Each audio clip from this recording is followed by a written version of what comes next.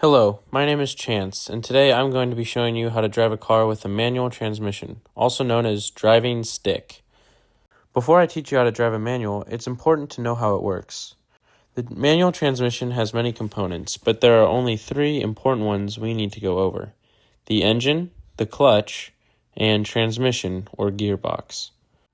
You, the driver, control all of these components with the pedals found by your feet and the gear selector near the center console.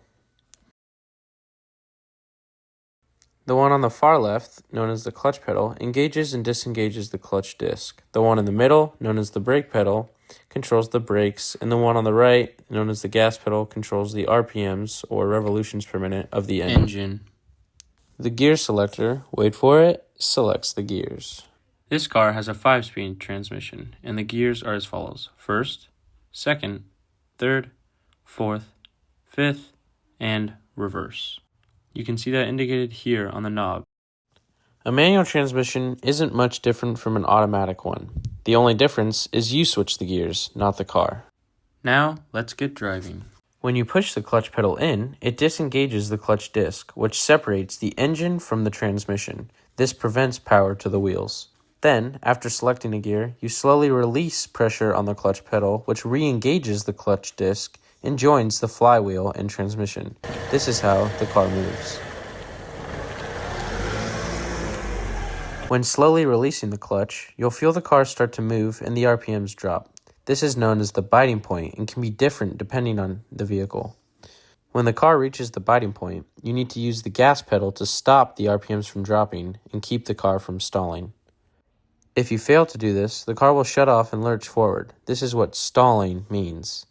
This happens because the engine has too much of a load and not enough gas to keep it going. There are certain factors that can increase the load on the car, which causes it to require more gas to get it moving and keep it from stalling.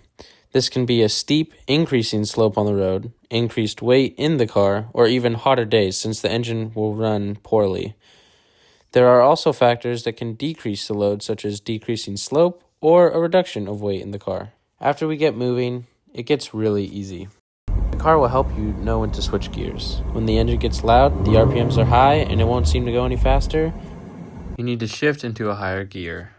This allows the car to move faster. Every gear has a certain range of speed, but it depends on the engine and transmission of the car. Now that we're moving, we need to know how to stop.